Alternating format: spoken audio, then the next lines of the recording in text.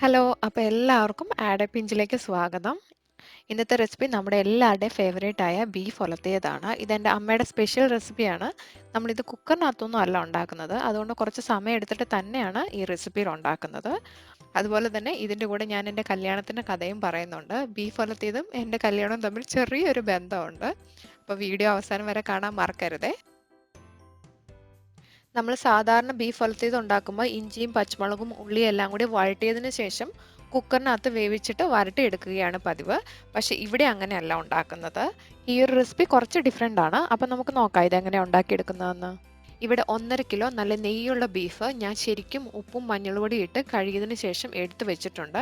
ഇവിടെ light yellowish colour ആ മഞ്ഞൾപ്പൊടിയുടെ കളറാണ്, അല്ലാതെ വേറൊന്നുമല്ല.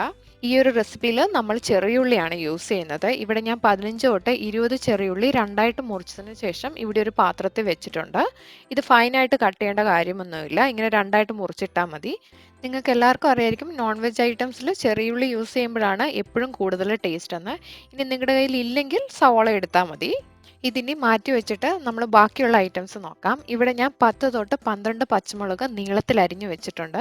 ഇത് നിങ്ങളുടെ സ്പൈസ് ലെവലിനനുസരിച്ച് കൂട്ടിയോ കുറച്ചോ കൊടുക്കാം. പക്ഷേ എനിക്ക് നല്ല സ്പൈസി ആയിട്ടുള്ളതാണ് വേണ്ടത്, അതുകൊണ്ട് ഞാനിവിടെ കൂടുതൽ യൂസ് ചെയ്യുന്നുണ്ട്. ഇതിൻ്റെ കൂടെ കുറേ ജിഞ്ചറും ഗാർലിക്കും നല്ലോണം ചതച്ച് വെച്ചിട്ടുണ്ട്. വലിയൊരു പീസ് ജിഞ്ചറും അതുപോലെ തന്നെ 7 തൊട്ട് 8 ഗാർലിക്കുമാണ് ഞാനിവിടെ യൂസ് ചെയ്തിരിക്കുന്നത്. പിന്നെ അതിൻ്റെ കൂടെ കുറേ കറിവേപ്പിലയും തേങ്ങാക്കൊത്തും വേണം. ഇനി ഇതെല്ലാം കൂടി നമ്മൾ കഴുകി വാരി വെച്ചേക്കുന്ന ബീഫിലിട്ടിട്ട് ശരിക്കും കൈ വെച്ചിട്ട് തിരുമിയെടുക്കണം.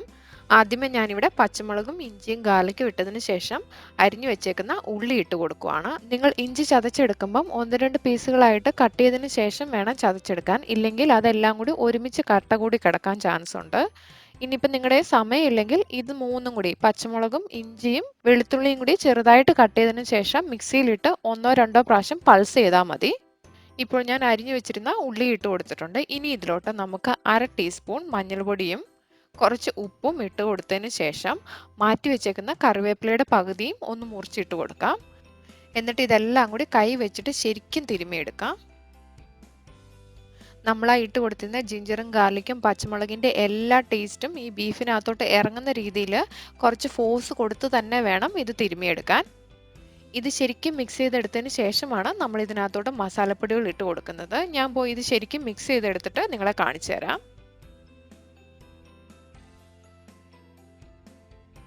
ഇപ്പോൾ ഇതെല്ലാം ശരിക്കും മിക്സ് ചെയ്തെടുത്തിട്ടുണ്ട്. ഇനി ഇതിനകത്തോട്ട് നമുക്ക് മസാലപ്പൊടികൾ ഓരോന്നോരോന്നായിട്ട് ഇട്ട് കൊടുക്കാം. ഫസ്റ്റ് നമുക്ക് 1/2 ടേബിൾ സ്പൂൺ മുളക് പൊടിയും മല്ലിപ്പൊടിയും ഇട്ട് കൊടുക്കാം. ഇവിടെ ഞാൻ സ്പൈസി ആയിട്ടുള്ള മുളക് പൊടിയാണ് യൂസ് ചെയ്തിരിക്കുന്നത്. നിങ്ങൾക്ക് ബീഫ് ഫ്രൈക്ക് നല്ല റെഡ് കളർ വേണമെങ്കിൽ പകുതി നല്ല മുളക് പൊടിയും പകുതി കാശ്മീരി ചില്ലി പൗഡറും യൂസ് ചെയ്താൽ മതി. ഇനി ഇതിനകത്തോട്ട് കുറച്ച് ഗരം മസാലയും പെപ്പർ പൗഡറും ഇട്ട് കൊടുക്കാം. ഞാനിവിടെ 1 ടേബിൾ സ്പൂൺ ഗരം മസാലയും 1/2 ടേബിൾ സ്പൂൺ പെപ്പർ പൗഡറുമാണ് ഇട്ട് കൊടുക്കുന്നത്. ഈ ഒരു ഗരം മസാല ഞാൻ ഈ ബീഫ് ഫ്രൈ ഉണ്ടാക്കുന്നതിന് വേണ്ടി ഫ്രഷ് ആയിട്ട് പൊടിച്ചെടുത്തേക്കുന്നതാണ്. ഇനി ഇതിലോട്ട് നമുക്ക് കുറച്ച് തേങ്ങാക്കൊത്ത് ഇട്ട് കൊടുക്കാം. ഞാനിവിടെ കുറച്ച് കൂടുതൽ തേങ്ങാക്കൊത്ത് എടുത്തിട്ടുണ്ട്. ഇതൊക്കെ നിങ്ങളുടെ ഇഷ്ടത്തിനനുസരിച്ച് കൂട്ടിയും കുറച്ചും കൊടുക്കാവുന്നതാണ്.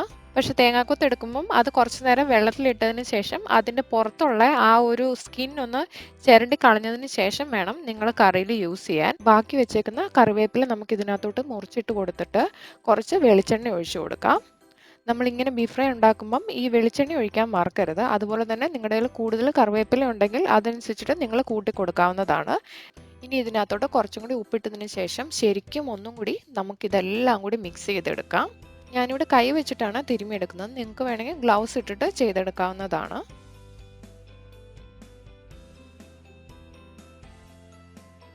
ഇപ്പോൾ ഞാനിത് കൈവച്ച് ശരിക്കും മിക്സ് ചെയ്തെടുത്തിട്ടുണ്ട്. ഇനി ഇത് അടച്ചതിന് ശേഷം ഒരു 1/2 മണിക്കൂർ മാറ്റി വെക്കാം. അതിനുശേഷം ബീഫ് ഫ്രൈ ഉണ്ടാക്കുന്നത് എങ്ങനെയാണെന്ന് നോക്കാം. ഞാനിവിടെ ഒരു പാൻ വെച്ച് അതിനകത്തോട്ട് കുറച്ച് കോക്കനട്ട് ഓയിൽ ഒഴിച്ച് കൊടുത്തിട്ടുണ്ട്. ഇനി ഇതിനകത്തോട്ട് കുറച്ച് ഡ്രൈ സ്പൈസസ് ഇട്ട് കൊടുക്കാം. ഇത്രയും കറുവപ്പട്ടയാണ് ഞാൻ യൂസ് ചെയ്യാൻ പോകുന്നത് 1.5 കിലോ ബീഫിന് വേണ്ടി. നിങ്ങൾ കറുവപ്പട്ട എടുക്കുമ്പോൾ കറുവപ്പട്ടയുടെ പുറകെ നോക്കിയിട്ട് അവിടെ എന്തെങ്കിലും മണ്ണിൻ്റെ എന്തെങ്കിലുമൊക്കെ ഉണ്ടെങ്കിൽ നിങ്ങളത് ചിരണ്ടി കളഞ്ഞതിന് ശേഷം വേണം യൂസ് ചെയ്യാൻ. ഈ കറുവപ്പട്ട ഒരുവിധ എണ്ണ ചൂടായി കഴിയുമ്പോൾ ഇട്ട് കൊടുക്കാം. അതിനുശേഷം ബാക്കിയുള്ള ഡ്രൈ സ്പൈസസ് എന്തൊക്കെയാണെന്ന് നോക്കാം. ഇനി ഇതിനകത്തോട്ട് 3 സ്റ്റാർ അനീസും കുറച്ച് ഏലക്കയും ഗ്രാമ്പും ഇട്ട് കൊടുക്കാം. ഇവിടെ ഞാൻ ഏലക്ക ഒരു 7 തൊട്ട് 8 എടുത്തിട്ടുണ്ട്. ഗ്രാമ്പ് കുറച്ച് യൂസ് ചെയ്തിട്ടുള്ളൂ. ഇതെല്ലാം നിങ്ങളുടെ ഇഷ്ടത്തിനനുസരിച്ച് കൂടിയും കുറച്ചും ഇട്ടാൽ മതി. ഈ മസാലകൾ ഒരുവിധം മൂത്ത് കഴിയുമ്പം ഇതിനകത്തോട്ട് 1 ടേബിൾ സ്പൂൺ ഫെനൽ സീഡ്സ് ഇട്ട് കൊടുക്കാം. അതിനുശേഷം ഇതെല്ലാം ശരിക്കും ഒന്നും കൂടി മിക്സ് ചെയ്യാം. ഇപ്പോൾ മസാലയെല്ലാം മൂത്ത് വന്നിട്ടുണ്ട്. ഇനി നമുക്ക് മാറ്റി വെച്ചേക്കുന്ന തിരുമിയെടുത്ത ബീഫ് ഇതിനകത്തോട്ട് ഇട്ടിട്ട് ഇളക്കി കൊടുക്കാം. ഞാൻ നേരത്തെ പറഞ്ഞതുപോലെ ഈ ഒരു റെസിപ്പിയിൽ നമ്മൾ സവോളയും ഉള്ളിയൊന്നും വഴറ്റിയതിന് ശേഷമല്ല നമ്മൾ ബീഫ് ഇട്ട് കൊടുക്കുന്നത്. നമ്മൾ നേരിട്ട് തന്നെ ഇതെല്ലാം മിക്സ് ചെയ്തത് ഒരുമിച്ച് എണ്ണയിലിട്ട് വരട്ടിയെടുക്കുകയാണ് ചെയ്യുന്നത്. ഇതിന് കുറച്ച് സമയമെടുക്കും നമ്മൾ കുക്കറിൽ വേവിക്കാത്തതുകൊണ്ട്. പക്ഷേ ഈ ഒരു കറിയുടെ ടേസ്റ്റ് വേറെ ഏത് കുക്കറിനകത്ത് ഉണ്ടാക്കിയാലും നിങ്ങൾക്ക് കിട്ടുകയില്ല. അതുകൊണ്ടാണ് എൻ്റെ ചാനലിലെ ഫസ്റ്റ് ബീഫിൻ്റെ റെസിപ്പി എൻ്റെ ഫേവറേറ്റ് ആയ ഈ രീതിയിൽ ഉണ്ടാക്കി ഞാൻ കാണിച്ചു തരുന്നത്. ഈ ഒരു റെസിപ്പി പ്രോപ്പർ അച്ചായന്മാരുടെ റെസിപ്പിയാണ്. പാലാ കോട്ടയം സൈഡിലോട്ടുള്ളവർ ഈ ഒരു രീതിയിലാണ് ബീഫ് ഒലത്തിയത് ഉണ്ടാക്കിയെടുക്കുന്നത്. നിങ്ങൾ ബീഫ് ഇട്ട് കൊടുക്കുമ്പം ബാച്ചസ് ആയിട്ട് ഇട്ട് കൊടുക്കാൻ നോക്കണം. നമ്മൾ എണ്ണയിൽ ഇട്ട് കൊടുത്ത ഡ്രൈ സ്പൈസസ് എല്ലാ ഭാഗത്തോട്ടും ഒരുപോലെ വരാൻ വേണ്ടിയിട്ടാണ് ഇതുപോലെ മിക്സ് ചെയ്തെടുക്കുന്നത്.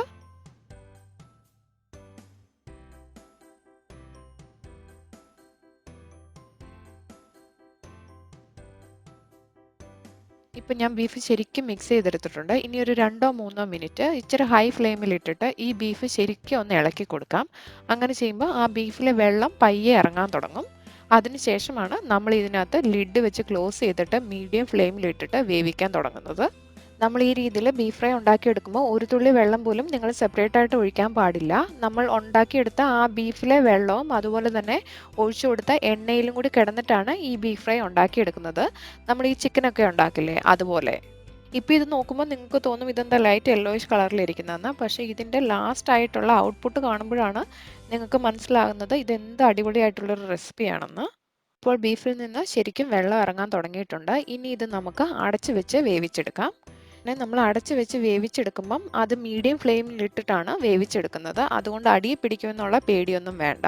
അതുപോലെ തന്നെ എനിക്കിവിടെ കിട്ടുന്ന ബീഫും വളരെ ടെൻഡർ ആയതുകൊണ്ട് എനിക്കിത് കുക്ക് ചെയ്ത് കിട്ടാൻ വേണ്ടിയിട്ട് 30 to 45 മിനിറ്റ്സ് എടുക്കത്തുള്ളൂ. പക്ഷെ നാട്ടിൽ കിട്ടുന്ന ബീഫ് കുറച്ച് കൂടുതൽ കുക്കിംഗ് ടൈം എടുക്കും. അതുകൊണ്ട് ഈ ഒരു സ്റ്റേജിൽ ഈ ബീഫ് കുക്കറിനകത്തോട്ട് മാറ്റി ഒരു 2-3 വിസിൽ അടിച്ചതിന് ശേഷം നിങ്ങൾ പാനിലോട്ട് മാറ്റിയിട്ട് അത് ശരിക്കും ഡ്രൈ ആക്കി എടുത്താൽ മതി.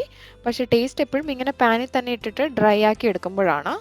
നിങ്ങൾ കുക്കർ യൂസ് ചെയ്യുകയാണെങ്കിൽ കുറച്ചും കൂടി വെള്ളം ഒഴിച്ചു കൊടുക്കാൻ ശ്രദ്ധിക്കണം. ഇല്ലെങ്കിൽ ചിലപ്പം അടിയിൽ പിടിക്കാൻ ചാൻസ് ഉണ്ട്. ഇങ്ങനെ വേവിച്ചെടുക്കുമ്പോൾ ഇടയ്ക്കൊന്ന് തുറന്ന് നോക്കി ഇളക്കി കൊടുത്താൽ മതി. അല്ലാതെ ഏത് സമയം അതിൻ്റെ അടുത്ത് നിന്നിട്ട് ഇളക്കി കൊടുക്കേണ്ട കാര്യമില്ല.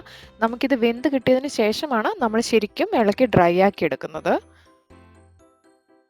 ഓക്കെ, ഇനി ഞാൻ എൻ്റെ കല്യാണത്തിൻ്റെ കഥ പറയാം. നിങ്ങളിൽ പലർക്കും എക്സ്പീരിയൻസ് കാണും ഒരു പെണ്ണ് കാണാൻ ചടങ്ങിന് പോയിട്ട്. എനിക്ക് ആ പരിപാടിയോട് വലിയ താല്പര്യം ഇല്ലെങ്കിലും വേറെ വഴിയില്ലാത്തതുകൊണ്ട് ആ ഒരു രീതിയിലൂടെ തന്നെ കല്യാണം കഴിച്ച ഒരാളാണ് ഈ ഞാനും. എൻ്റെ ഹസ്ബൻഡ് എന്നെ പെണ്ണ് കാണാൻ വന്ന സമയത്ത് ഞങ്ങൾക്ക് രണ്ടുപേർക്കും കൂടി തനിയെ സംസാരിക്കാൻ കുറച്ച് സമയം തന്നായിരുന്നു. ഞങ്ങൾ രണ്ടുപേരും IT ബാക്ക്ഗ്രൗണ്ട് ആയതുകൊണ്ട് സംസാരത്തിലൊക്കെ നല്ലൊരു വേവ് ലെങ്ത് തോന്നിയായിരുന്നു. കുറച്ച് കഴിഞ്ഞപ്പോൾ അമ്മ ഒന്ന് പറഞ്ഞു, ഓക്കെ അന്ന് വാ നമുക്ക് ഫ്രണ്ടിലോട്ട് പോകാമെന്ന്. ഞാൻ ഫ്രണ്ടിലോട്ട് പോകാൻ വേണ്ടി തിരിഞ്ഞതും എൻ്റെ ഹസ്ബൻഡ് എന്നോട് ഒരു ക്വസ്റ്റ്യൻ കൂടി ചോദിച്ചു, do you know how to make beef with coconut slices എന്ന്. അപ്പം ഞാനോർത്ത് ഇതെന്താ ഈ ഒരു ക്വസ്റ്റ്യൻ ചോദിക്കുന്നതെന്ന്. സാധാരണ എന്നോട് കുക്കിംഗ് ഒക്കെ അറിയാമെന്ന് പലരും ചോദിച്ചിട്ടുണ്ട്. പക്ഷേ ബീഫ് ഒലത്തിയത് അതും തേങ്ങാക്കൊത്തിട്ടത് അറിയാമോന്ന് ആദ്യമായിട്ടാണ് ഒരാൾ ചോദിക്കുന്നത്. അപ്പം ഞാൻ അറിയാമെന്ന് പറഞ്ഞിട്ട് ഫ്രണ്ടിലോട്ട് പോയി. പിന്നെ ഞങ്ങൾക്ക് രണ്ടുപേർക്കും ഇഷ്ടമായതുകൊണ്ട് കല്യാണം നടന്നു. കല്യാണം കഴിഞ്ഞിട്ട് ഞാൻ ഈ ക്വസ്റ്റ്യൻ ചോദിച്ചു, എന്തുകൊണ്ടാണ് എന്നോട് ഈ ഒരു ക്വസ്റ്റ്യൻ ചോദിച്ചതെന്ന്. അപ്പോഴാണ് ഹസ്ബൻഡ് പറയുന്നത് നാട്ടിൽ വന്നതിൻ്റെ മെയിൻ റീസൺ പെണ്ണ് കാണുന്നതിൻ്റെ കൂടെ മാക്സിമം കടകളിൽ കയറി ബീഫ് കഴിക്കുക എന്നുള്ളത്. പക്ഷെ പെണ്ണ് കണ്ടു കഴിഞ്ഞപ്പോഴത്തേന് ഈ ഒരു കാര്യം കൂടി കിട്ടുവാണെങ്കിൽ ഡബിൾ പോയിന്റ് ആവുമല്ലോ എന്ന് വിചാരിച്ചിട്ടാണ് ചുമ്മാ ചോദിച്ചത് ആ ഒരു ക്വസ്റ്റ്യൻ. അന്ന് തൊട്ട് തുടങ്ങിയതാണ് എനിക്ക് ബീഫ് റെസിപ്പീസിനോട് ഇത്രയും ഡെഡിക്കേഷൻ. അത് ഇപ്പോഴും തുടരുന്നു. അപ്പോൾ ഇതാണ് എൻ്റെ സ്റ്റോറി. നിങ്ങൾക്ക് ഇതുപോലെ എന്തെങ്കിലും എക്സ്പീരിയൻസ് ഉണ്ടെങ്കിൽ കമൻറ്റ് സെക്ഷനിൽ പറയാൻ മറക്കരുതേ.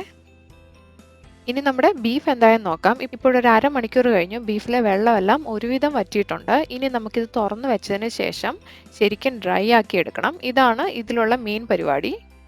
ഇതിനകത്തോട്ട് ഇനി കുറച്ച് പെപ്പർ പൗഡർ ഇട്ട് കൊടുത്തതിന് ശേഷം ശരിക്കും ഒന്ന് ഡ്രൈ ആക്കി എടുക്കാം. ഇത് ഡ്രൈ ആയി വരാൻ ഒരു മിനിമം 10 തൊട്ട് 12 മിനിറ്റെങ്കിലും എടുക്കും. ഈ ഒരു രീതിയിൽ ബീഫ് ഫ്രൈ ഉണ്ടാക്കിയെടുക്കുമ്പോൾ നമ്മൾ ഇതിനകത്ത് ടൊമാറ്റോ ചേർക്കത്തില്ല. നമ്മൾ ഫ്രഷ് ആയിട്ട് പൊടിച്ചെടുത്ത പെപ്പർ പൗഡറും ഗരം മസാലയും അതുപോലെ തന്നെ വെളിച്ചെണ്ണയും കറിവേപ്പിലയാണ് ഇതിനകത്ത് മുമ്പോട്ട് നിൽക്കുന്നത്. അല്ലാതെ വേറെ മുളക് പൊടിയോ മല്ലിപ്പൊടിയോ അല്ല.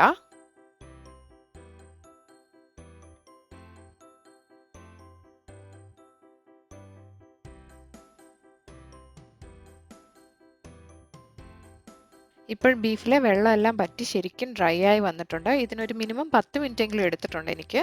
ഇനി ഇതിൻ്റെ മുകളിലോട്ട് കുറച്ച് ഗരം മസാലയും പച്ച വെളിച്ചെണ്ണയും കുറച്ച് കൂടുതൽ കറിവേപ്പിലയും മുറിച്ചിട്ട് കൊടുക്കാം. അതിനുശേഷം നിങ്ങൾ ഇളക്കരുത്.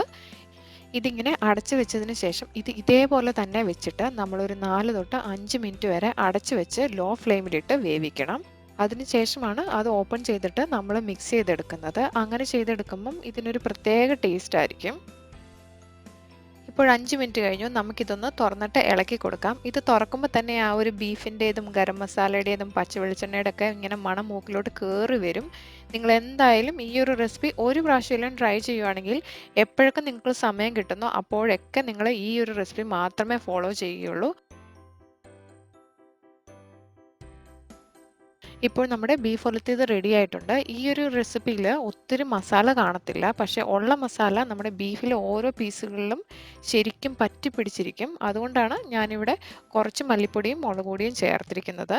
നിങ്ങൾക്കിനി കൂടുതൽ മസാല വേണമെങ്കിൽ ആവശ്യത്തിനനുസരിച്ച് നിങ്ങൾ ആദ്യം തന്നെ ചേർത്ത് കൊടുക്കാവുന്നതാണ്. അപ്പോൾ ഇന്നത്തെ ബീഫ് ഉലത്തിയതും എൻ്റെ കല്യാണത്തിൻ്റെ കഥയും എല്ലാവർക്കും ഇഷ്ടമായെന്ന് കരുതുന്നു. ഇഷ്ടമായെങ്കിൽ ചാനൽ സബ്സ്ക്രൈബ് ചെയ്യാനും തൊട്ടടുത്തുള്ള ബെൽ ഐക്കൺ പ്രസ് ചെയ്യാനും മറക്കരുത്. അപ്പോൾ അടുത്ത റെസിപ്പിയായിട്ട് വരുന്നിടം വരെ താങ്ക് യു.